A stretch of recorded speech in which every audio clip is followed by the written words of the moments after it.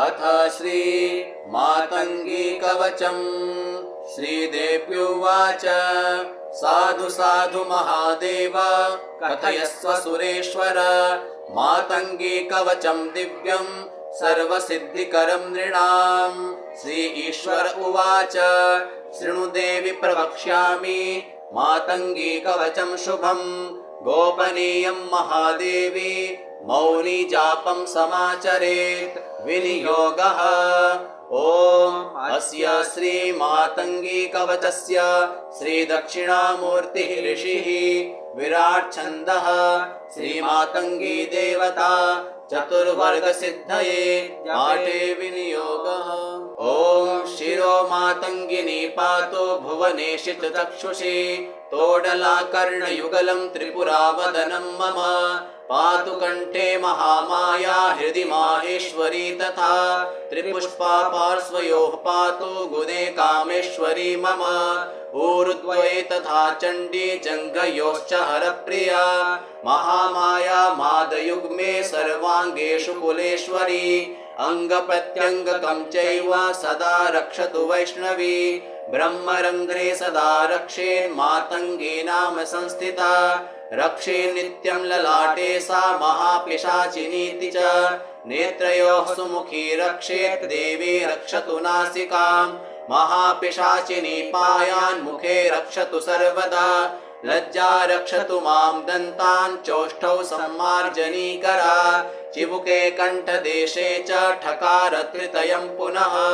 सविसर्ग महादेवी हृदयं पातु सर्वदा नाभिरक्षतु मां लोला कालिकावत् लोचने उदरे पातु चामुण्डा लिङ्गे कात्यायनी तथा उग्रतारा गुदे पातु पादौ रक्षतु चाम्बिका भुजौ रक्षतु शर्वाणि हृदयं चण्डभूषणा जिह्वायां मातृका रक्षेत् पूर्वे रक्षतु पुष्टिका विजया दक्षिणे पातु मेधा रक्षतु वारुणे नैऋत्यां सुदया रक्षेत् वायव्यां पातु लक्ष्मणा ऐशान्यां रक्षेन् मां देवीं मातङ्गी शुभकारिणी रक्षेत् सुरेशी चाग्नेये बगला पातु चोत्तरे ऊर्ध्वं पातु महादेवी देवानां हितकारिणी पाताले पातु मां नित्यं वशिनी विश्वरूपिणी प्रणवं च ततो माया कामबीजं च कूर्चकम् मातङ्गिनी टेयुतास्त्रं वह्निजायावधिर्पुनः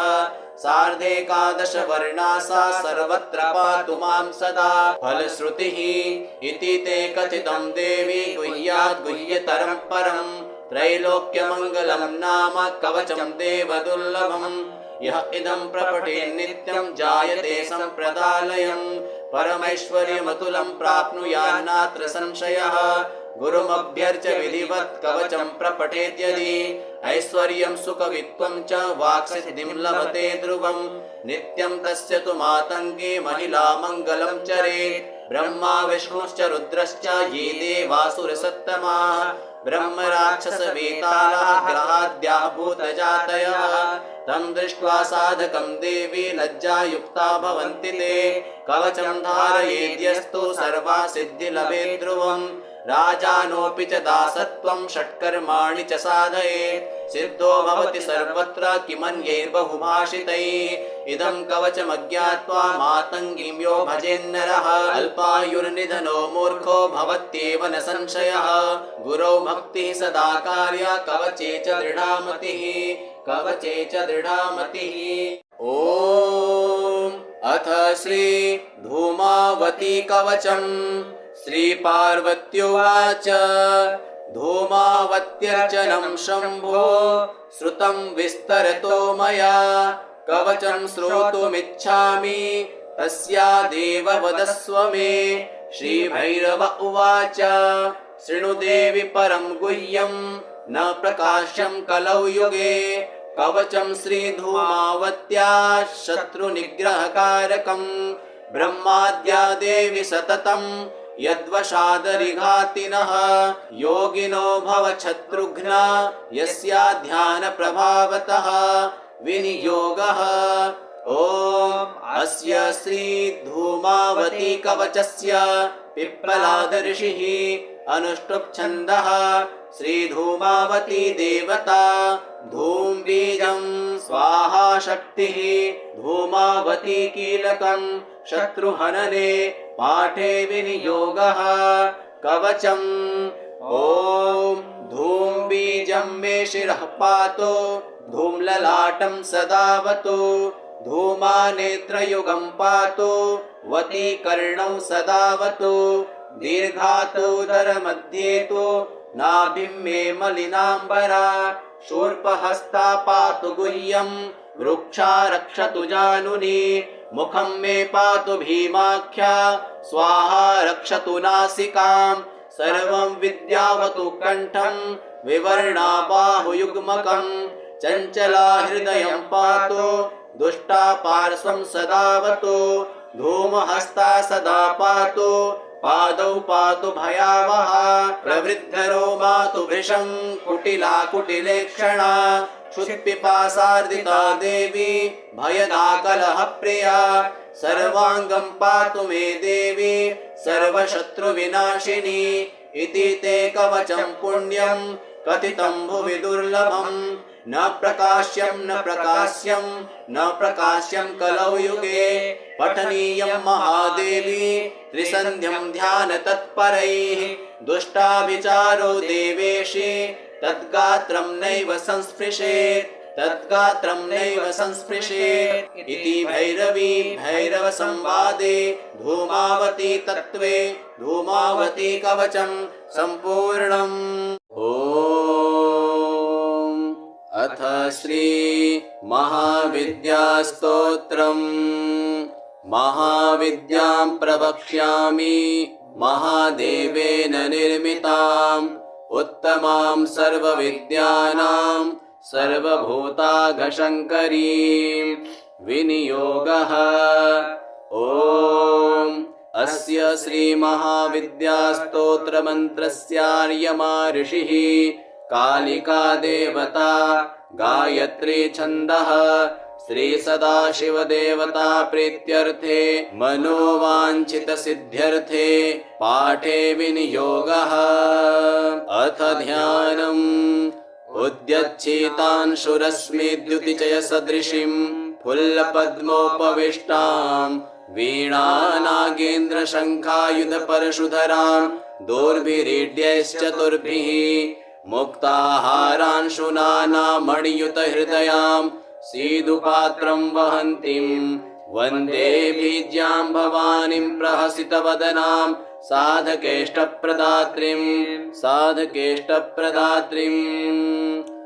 ॐ कुलकरीं गोत्रकरीं धनकरीं पुष्टिकरीं वृद्धिकरीं हलाकरीं सर्वशत्रुक्षयकरीं उत्साहकरीं बलवर्धिनीं सर्ववज्रकायाचितां सर्वग्रहोत्पाटिनीं पुत्रपौत्राभिवर्धिनीं आयुरारोग्यैश्वर्याभिवर्धिनीं सर्वभूतस्तम्भिनीं द्राविणीं मोहिनीं सर्वाकर्षिणीं सर्वलोकवशङ्करीं सर्वराजवशङ्करीं सर्वयन्त्रमन्त्रप्रभेदिनीमेकाहिकं द्व्याहिकं त्र्याहिकं चातुर्थिकं पाञ्चाहिकं साप्ताहिकं आर्धमासिकं मासिकं चातुर्मासिकं षाण्मासिकं सांवत्सरिकं वैजयन्तिकं पैत्तिकं वातिकं श्लैष्मिकं सान्निपातिकं कुष्ठरोग जठररोग मुखरोग गण्डरोग प्रमेहरोग शुल्काविशिक्षयकरीं विस्फोटवादिविनाशनाय स्वाहा।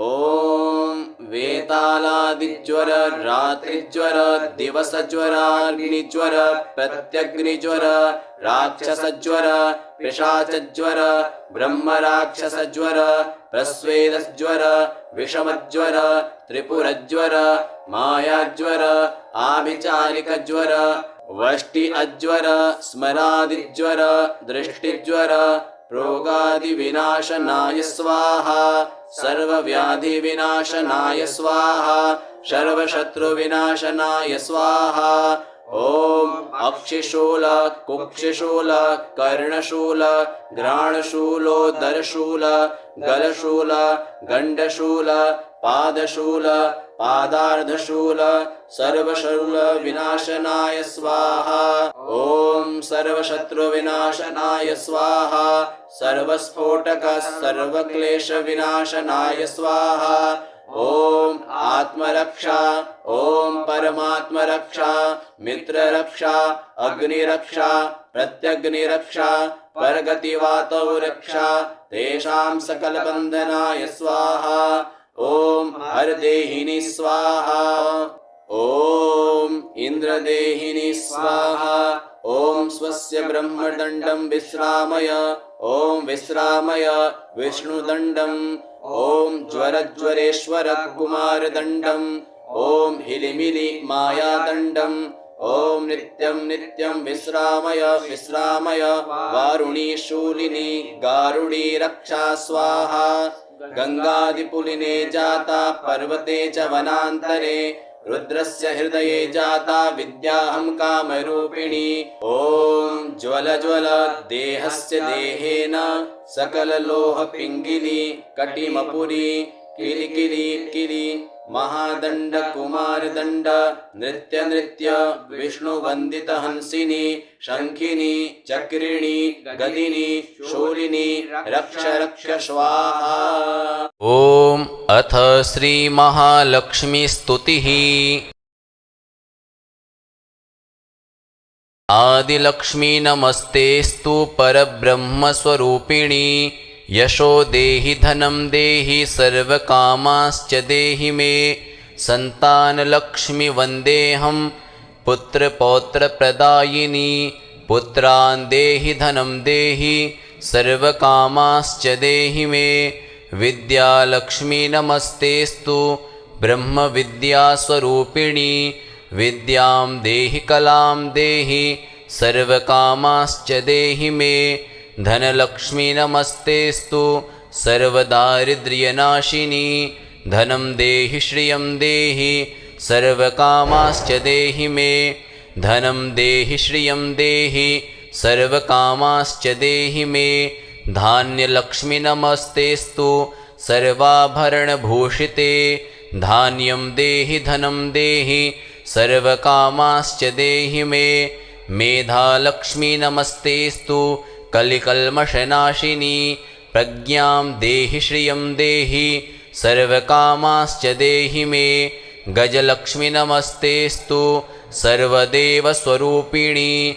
अश्वांश्च गोकुलं देहि सर्वकामांश्च देहि मे। धीरलक्ष्मी नमस्तेस्तु पराशक्तिस्वरूपिणी।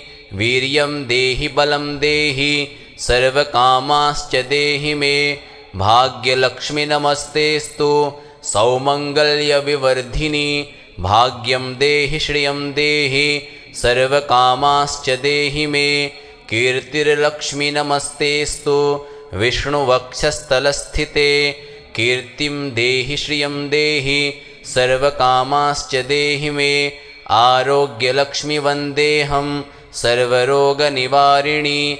आयुर्देहि श्रियं देहि सर्वकामांश्च देहि मे। सिद्धलक्ष्मी नमस्तेस्तु सर्वसिद्धिप्रदायिनी। सिद्धिं देहि श्रियं देहि सर्वकामांश्च देहि मे। सौन्दर्यलक्ष्मी वन्देऽहं सर्वालङ्कारशोभिते। रूपं देहि श्रियं देहि सर्वकामांश्च देहि मे।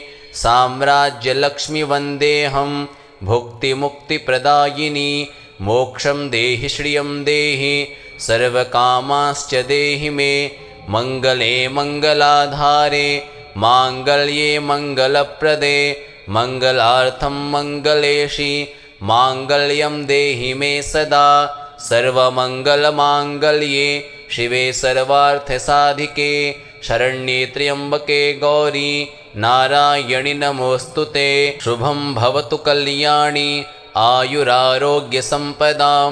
मम शत्रुविनाशाय दीपज्योति नमोऽस्तुते। दीपज्योति नमस्तेस्तु दीपज्योति नमोऽस्तुते। अथ श्री धनलक्ष्मीस्तोत्रम्।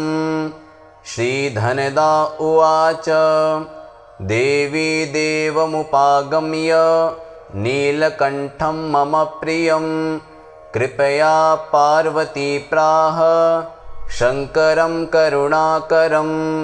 श्रीदेव्युवाच ब्रूहि वल्लभसाधूनां दरिद्राणां कुटुम्बिनां दरिद्रदलनोपाय मञ्जसैव धनप्रदम्।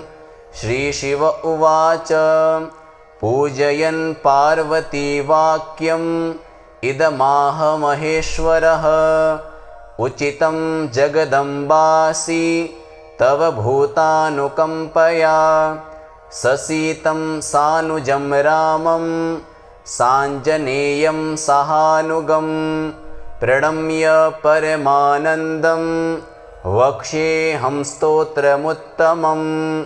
धनदं श्रद्धानानां सद्यः सुलभकारकं योगक्षेमकरं सत्यं सत्यमेव वचो मम।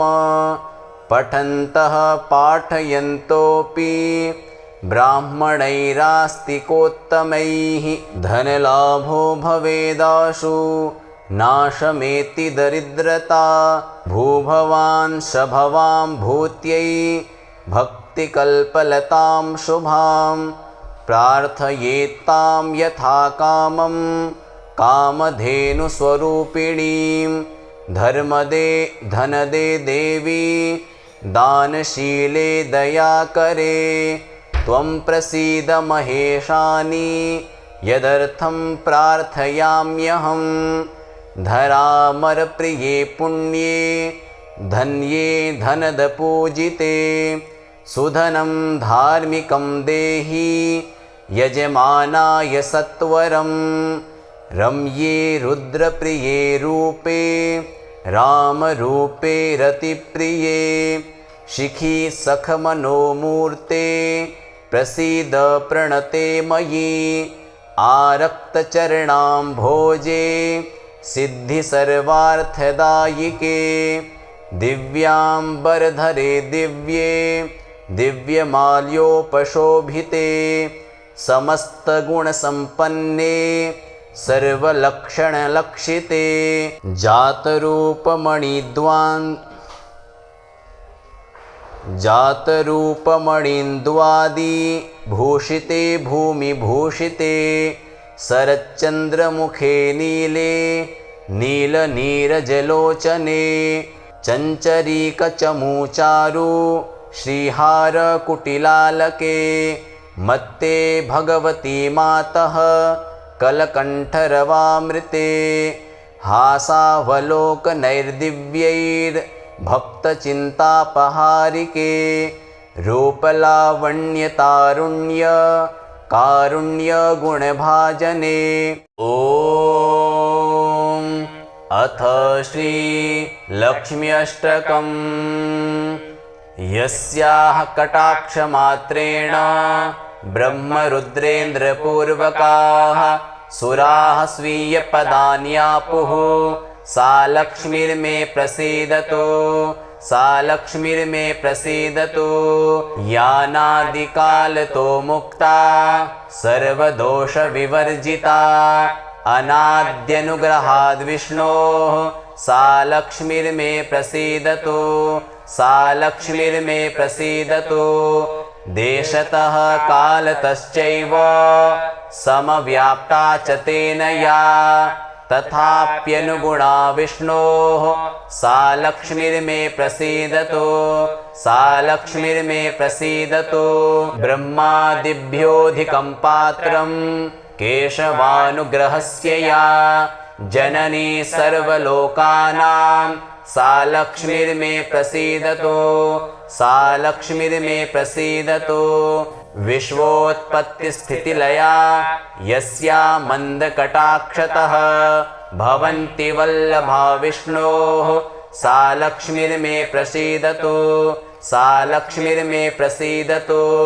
यदुपासनया नित्यं भक्तिज्ञानादिकान् गुणान् समाप्नुवन्ति मुनयः सा लक्ष्मीर्मे प्रसीदतु सा लक्ष्मीर्मे प्रसीदतु अनालोच्यापि यज्ञानम् ईशादन्यत्र सर्वदा समस्तवस्तुविषयं सा लक्ष्मीर्मे प्रसीदतु सा लक्ष्मीर्मे प्रसीदतु अभीष्टदाने भक्तानां कल्पवृक्षायिता तु या सा लक्ष्मीर्मे ददात्विष्टं ऋजुसङ्घसमर्चिता ऋजुसङ्घसमर्चिता एतल्लक्ष्म्यष्टकं पुण्यं यः पठेत् भक्तिमान् नरः भक्तिज्ञानादि लभते सर्वान् कामान् वाप्नुयात् सर्वान् कामान् वाप्नुयात् वैष्णवेभ्यः प्रदातव्यम् एतत् स्तोत्रं प्रयत्नतः अवैष्णवाय यो दद्यात् मोहात् स ब्रह्मः भवेत् मोहात् स ब्रह्मः भवेत्। ॐ अथ श्रीलक्ष्मीकवचं गृहाणकवचं शक्र सर्वदुःखविनाशनं परमैश्वर्यजनकं सर्वशत्रुविमर्दनं ब्रह्मणे च पुरा दत्तं संसारे च जलप्लुते यद्धृत्वा जगतां श्रेष्ठः सर्वैश्वर्ययतो हरिः बभूवुर्मनवः सर्वे सर्वैश्वर्ययुता यतः सर्वैश्वर्यप्रदस्यास्य कवचस्य ऋषिर्विधिः पङ्क्तिश्छन्दश्च सा देवी स्वयं पद्मालयासुरः सिद्धैश्वर्यजयेष्टेव विनियोगः प्रकीर्तितः यद्धृत्वा कवचं लोकः सर्वत्र विजयी भवेत् मस्तकं पातु मे पद्मा कंठं पातु हरिप्रिया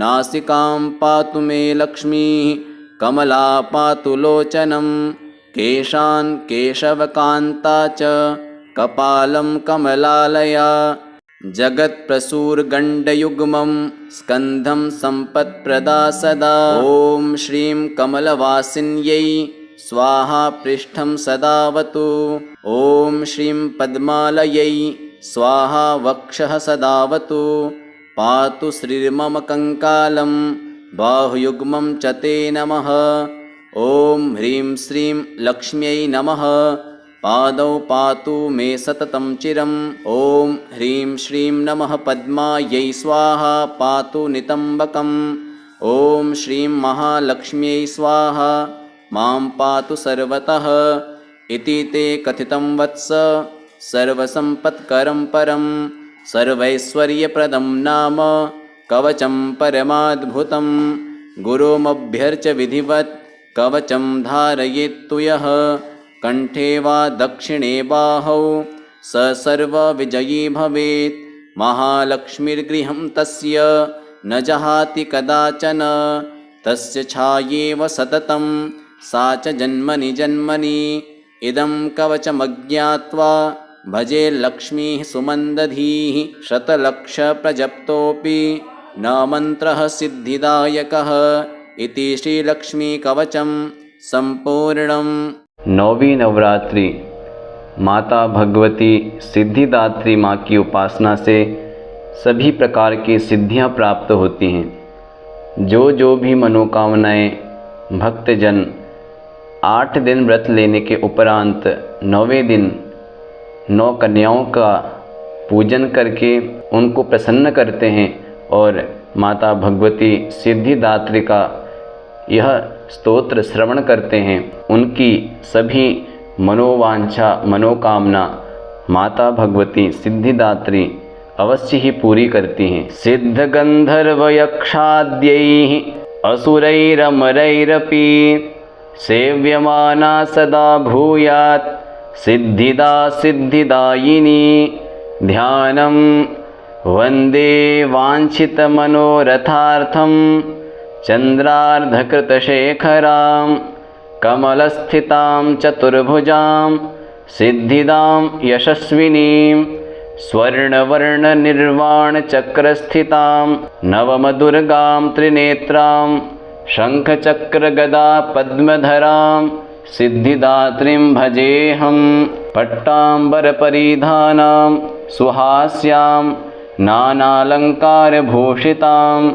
मञ्जीरहारकेयूरकिङ्किणीरत्नकुण्डलमण्डितां प्रफुल्लवदनां पल्लवधरां कान्तकपोलां पीनभयोधरां कमनीयां लावण्यां क्षीणकटिं निम्ननाभिं नितम्बिनीं स्तोत्रं कञ्चनाभां शङ्खचक्रगदाधरां मुकुटोज्ज्वलां स्मेरमुखी शिवपत्नी सिद्धिदात्री नमोऽस्तु ते।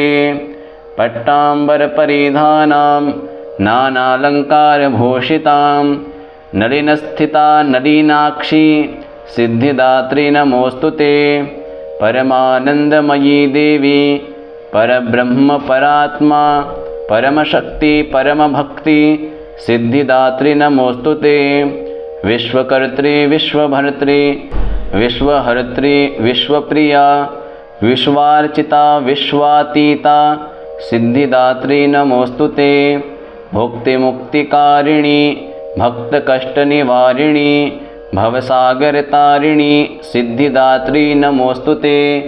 धर्मार्थकामप्रदायिनी महामोहविनाशिनी मोक्षदायिनी सिद्धिदात्री रिद्धिदात्री नमोऽस्तु ते।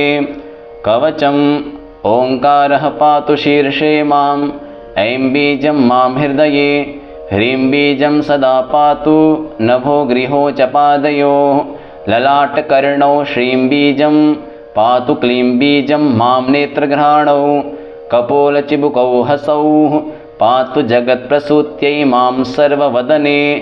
इति श्री सिद्धिदात्री स्तोत्रम्। ओम सिद्धिदात्र्यै नमः। दशमहाविद्यास्तोत्रम्। नमस्ते चण्डिके चण्डी चण्डमुण्डविनाशिनी नमस्ते कालिके काल महाभयविनाशिनी शिवे रक्ष जगद्धात्री प्रसीद हरिवल्लभे प्रणमामि जगद्धात्रीं जगत्पालनकारिणीं जगत्क्षोभकरीं विद्यां जगत्सृष्टिविधायिनीं करालां विकटाघोरां मुण्डमाला विभूषितां हरार्चितां हराराध्यां नमामि हरवल्लभां गौरीं गुरुप्रियां गौर वर्णालङ्कारभूषितां हरिप्रियां महामायां नमामि ब्रह्मपूजितां सिद्धां सिद्धेश्वरीं सिद्ध विद्याधरगणैर्युतां मन्त्रसिद्धिप्रदां योनि सिद्धिदां लिङ्गशोभितां प्रणमामि महामायां दुर्गा दुर्गतिनाशिनीम् उग्रामुग्रमयीमुग्र तारामुग्रगणैर्युतां नीलां नीलघनश्यामां नमामि नीलसुन्दरीं श्यामाङ्गीं श्यामघटिकां श्यामवर्णविभूषितां प्रणमामि जगद्धात्रीं गौरीं सर्वार्थसाधिनीं विश्वेश्वरीं महाघोरां विकटां घोरनादिनीं आद्यां आद्यानाथप्रपूजितां श्रीदुर्गा धनदामन्न पूर्णां पद्मां सुरेश्वरीं प्रणमामि जगद्धात्रीं चन्द्रशेखरवल्लभां त्रिपुरासुन्दरीं बालां अबलागणभूषितां शिवदूतीं शिवाराध्यां शिवध्येयां सनातनीं सुन्दरीं तारिणीं सर्व शिवागणविभूषितां नारायणीं विष्णुपूज्यां ब्रह्मविष्णुहरप्रियां सर्वसिद्धिप्रदां नित्यां अनित्यगणवर्जितां सगुणां निर्गुणां ध्येयां अर्चितां सर्वसिद्धिदां विद्यां सिद्धिप्रदां विद्यां महाविद्यामहेश्वरीं महेशभक्तां माहेशीं महाकालप्रपूजितां प्रणमामि जगद्धात्रीं शुम्भासुरविमर्दिनीं रक्तप्रियां रक्तवर्णां रक्तबीजविमर्दिनीं भैरवीं भुवनादेवीं लोलजिह्वां सुरेश्वरीं चतुर्भुजां दशभुजां अष्टादशभुजां शुभां त्रिपुरेशीं विश्वनाथ प्रियां विश्वेश्वरीं शिवां अट्टहासामट्टहास प्रियां धूम्रविनाशिनीं कमलां छिन्नमस्तां च मातङ्गीं सुरसुन्दरीं षोडशीं विजयां भीमां धूम्रां च बगलामुखीं सर्वसिद्धिप्रदां सर्वविद्यामन्त्रविशोभिनीं प्रणमामि जगत्तारां सारं मन्त्रार्थसिद्धये फलश्रुतिः इत्येवं ववरारोहे स्तोत्रं सिद्धिकरं प्रियं पठित्वा मोक्षमाप्नोति सत्यं वै गिरिनन्दिनी कुजवारे चतुर्दश्याम् अमायां जीववासरे शुक्रे निशिगते स्तोत्रं पठित्वा मोक्षमाप्नुयात् त्रिपक्षे मन्त्रसिद्धिः स्यात् स्तोत्रपाठाद्धिशङ्करी चतुर्दश्यां निशाभागे शनिभौमदिने तथा निशामुखे पठेत् स्तोत्रं मन्त्रसिद्धिमवाप्नुयात् केवलं स्तोत्रपाठाद्धि मन्त्रसिद्धिरनुत्तमा जागर्ति सततं चण्डी स्तोत्रपाठात् भुजङ्गिनी श्रीमुण्डमालातन्त्रे एकादशपटले महाविद्यास्तोत्रं सम्पूर्णम्।